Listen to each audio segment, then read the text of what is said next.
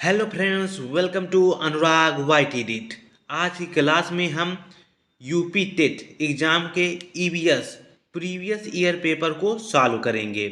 हमें ज्ञात है कि प्रीवियस ईयर पेपर किसी भी एग्ज़ाम के पैटर्न को समझने के लिए महत्वपूर्ण होता है। इसलिए सभी प्रीवियस ईयर के पेपर हम सॉल्व करेंगे, जिससे हम यूपी टेट एग्ज़ाम में अच्छा खासा स्कोर पा सकें। फ्रेंड्स, हमारा पहला प्रश्न है, वायुदाब नापने वाले यंत्र किस नाम से जाना जाता है? बैरोमीटर से, थर्मामीटर से, सिस्मोग्राफ, हाइग्रोमीटर। तो वायुदाब मापते हैं हम बैरोमीटर से। तो वायुदाब हम बैरोमीटर नामक यंत्र से मापते हैं। और जो थर्मामीटर होता है, इसे हम टेम्परेचर नापते हैं। हाइग्रोमीटर से हवा के घनत्व को मापा जाता है। अगला प्रश्न है हमारा, बीटी कपास है, एक संकर पौधा, एक प्राकृतिक पौधा, एक ट्रांसजेनिक पौधा या एक औषधीय पौधा? जो बीटी कपास है एक ट्रांसजेनिक पौधा है। जो ट्रांसजेनिक पौधे होते हैं उनका जेनेटिक चेंजमेंट होता है, अर्थात ट्रांसफर करके पौधे बनाए जाते हैं। तो बीटी कपास उनका एक प्रमुख लक्षण है। नेक्स्ट क्वेश्चन फ्रेंड्स, हमारा अगला इंपॉर्टेंट क्वेश्चन जो यूपी टेट के एग्जाम में पूछा जा चुका है, कौन सा वायुमंडलीय प्रदूषक अम्लीय वर्षा का मुख्य कारक है? हमारे ऑप्शन है SO2, H2S, HCl, N2। तो अम्लीय वर्षा का मुख्य कारक SO2 से होता है। तो हमारा राइट ऑप्शन हो जाएगा ऑप्शन नंबर फर्स्ट। नेक्स्ट प्रश्न फ्रेंड्स, निम्नलिखित में से सर्वाधिक उत्पादक पारिस्थितिकी तंत्र है, अर्थात एक ऐसा तंत्र जिससे हमको अधिक से अधिक उत्पादन मिलता है। हमारे ऑप्शन है उष्णकटिबंधीय वर्षा वन, टुंड्रा, सवाना या मरुस्थल।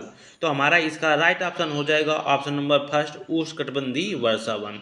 उष्णकटिबंधीय वर्षा वन सबसे उत्पादक पारिस्थितिक तंत्र होते हैं। यहाँ पर सर्वाधिक मात्रा में उत्पादकता होती है। ये जो हमारी भूमध्य रेखा होती है उसके आसपास का जो क्षेत्र होता है वहाँ पर उष्णकटिबंधीय वर्षावन होती है यहाँ पर। और ख़ास बात होती है वर्षा से 200 सेंटीमीटर से अधिक वर्षा उष्णकटिबंधीय वर्षावन में होते हैं। जैसे कि आपको अमेजन जंगल का नाम सुना होगा, वो उष्णकटिबंधीय वर्षावन के अंतर्गत आता है। जो टुंड्रा वन होते हैं वो कहीं न कहीं बर्फीले इलाकों में होते हैं। और मरुस्थल के बारे में आप अच्छी तरीके से जानते हैं, ये बंजर क्षेत्र होता है, इसमें कोई भी उत्पादकता नहीं होती है। नेक्स्ट प्रश्न फ्रेंड्स,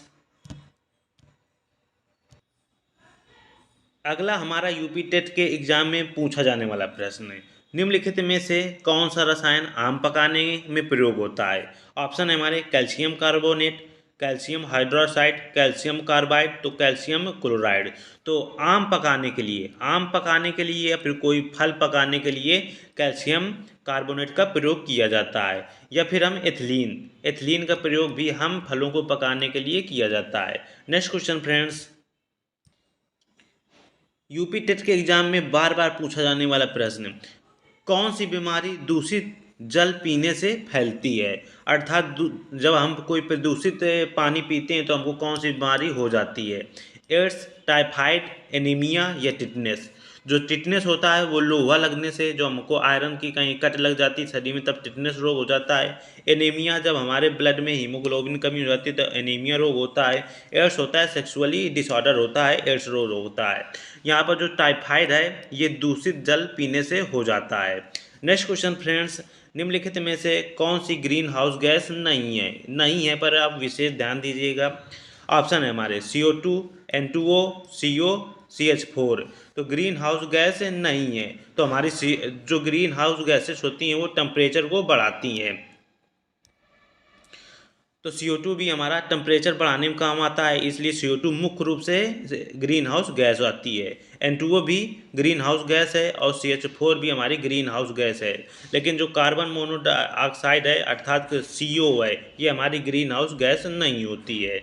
नेक्स्ट क्वेश्चन फ्रेंड्स, इनमें से कौन द्विबीजपत्री पौधा है? ऑप्शन ए बांस, केला, गन्ना, सरसों। तो इसका राइट ऑप्शन हो जाएगा ऑप्शन नंबर डी, सरसों हमारा द्विबीजपत्री पौधा होता है। नेक्स्ट क्वेश्चन फ्रेंड्स, पौधों में जल का अधिग्रहण किसके द्वारा होता है? ऑप्शन है जाइलम द्वारा, फ्लोएम द्वारा, कैम्बियम द्वारा या पैलिसेड द्वारा।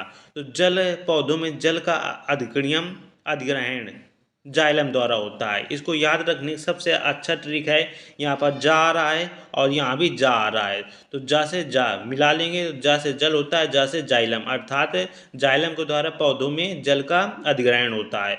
और यहाँ पर एक फ्लोएम होता है, ये दोनों ही इंपॉर्टेंट होता है जल के संचरण के लिए। तो फ्लोएम द्वारा खाद्य वस्तुओं का अर्थात फूड का संचरण अधिग्रहण पौधे करते हैं। फूड का अधिग्रहण पौधे फ्लोएम द्वारा करते हैं और जल का अधिग्रहण पौधे जाइलम द्वारा करते हैं। नेक्स्ट क्वेश्चन फ्रेंड्स, कौन सा प्रथम साहित्यिक स्रोत है? ऋग्वेद, सामवेद, यजुर्वेद, अथर्ववेद। साहित्यिक स्रोत जो हमारे कल्चर से संबंधित जो स्रोत होते हैं, जिनसे हम अपने कल्चर को या हिस्ट्री को जानते हैं, वो हमारे साहित्यिक स्रोत होते हैं। तो हमारा प्रथम पूछ रहा है, तो सबसे पहले ऋग्वेद की रचना हुई थी भारतीय कल्चर में, तो ऋग्वेद हमारा प्रथम साहित्यिक स्रोत आ जाता है। इस टाइप के क्वेश्चन भी हमारे एग्जाम में पूछे जाते हैं। नेक्स्ट क्वेश्चन है, वायुमंडल में 99% भाग किन दो गैसों का विस्तार है? ऑप्शन है ओजोन और ऑक्सीजन, ऑप्शन बी है ऑक्सीजन और nitrogen, option C carbon dioxide एवं ओजोन, ऑप्शन डी है आर्गन एवं ओजोन। तो नाइट्रोजन आपको पता होगी 78% पाई जाती है, और जो ऑक्सीजन होती है वो 21% पाई जाती है। तो इन्हीं दोनों को मिक्सअप कर दें तो 99% भाग हमारे यही दो ले जाते हैं, ऑक्सीजन और नाइट्रोजन हमारा राइट ऑप्शन हो जाएगा। कार्बन डाइऑक्साइड की बात करें तो कार्बन डाइऑक्साइड हमारे वायुमंडल में 0.03% पाई जाती है। तो हमारा इस प्रश्न का राइट ऑप्शन हो जाएगा ऑप्शन नंबर बी, ऑक्सीजन और नाइट्रोजन। नेक्स्ट क्वेश्चन फ्रेंड्स, पर्यावरणीय अध्ययन में शैक्षणिक भ्रमण का मूल उद्देश्य है। जब हम पर्यावरण पढ़ाते हैं तो हमारा सबसे अच्छा मेथड होता है भ्रमण द्वारा बच्चों को पढ़ाना। तो इसका मूल उद्देश्य होता है कि इससे बच्चों को प्रत्यक्ष अनुभव प्राप्त होते हैं, और किसी भी शिक्षण में प्रत्यक्ष अनुभव सबसे अच्छे माने जाते हैं।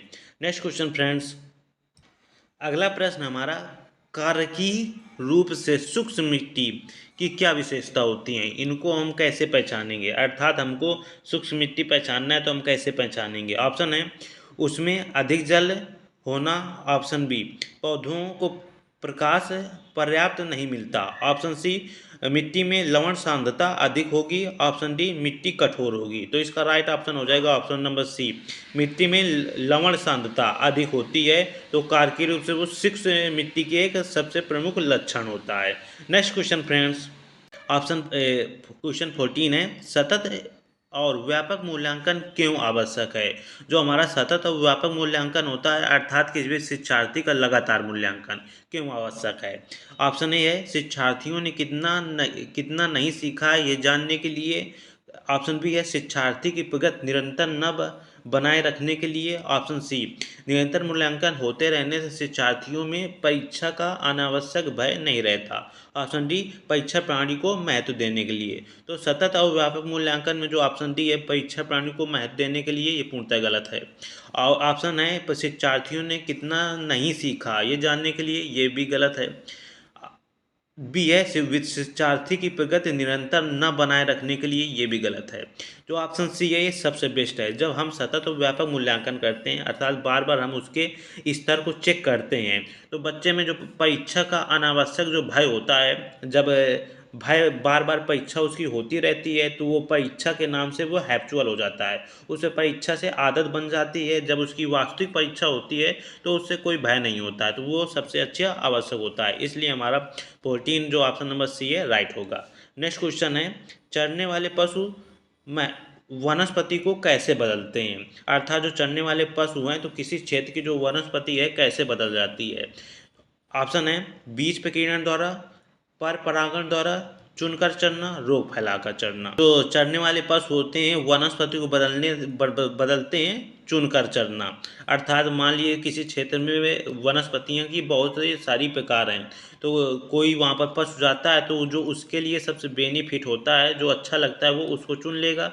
शेष सभी जो वनस्पति हो जाएंगी बड़ी हो जाएंगी, और जो कुछ होंगी कुछ पशुओं द्वारा नष्ट कर दी जाएंगी। तो उस वनस्पति बदल गई, तो वो क्योंकि जो पशु होता है चुनकर चरता है, इसलिए वनस्पति वहाँ की चेंजमेंट आ जाती है।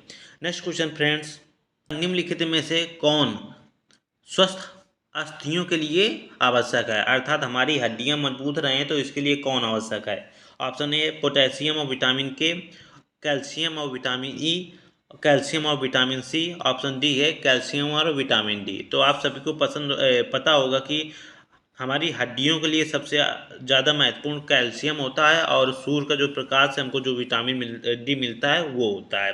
तो स्वस्थ अस्थियों के लिए कैल्शियम और विटामिन डी आवश्यक होता है। नेक्स्ट क्वेश्चन है, भारत में हिमालय की सबसे ऊंची चोटी का नाम बताइए।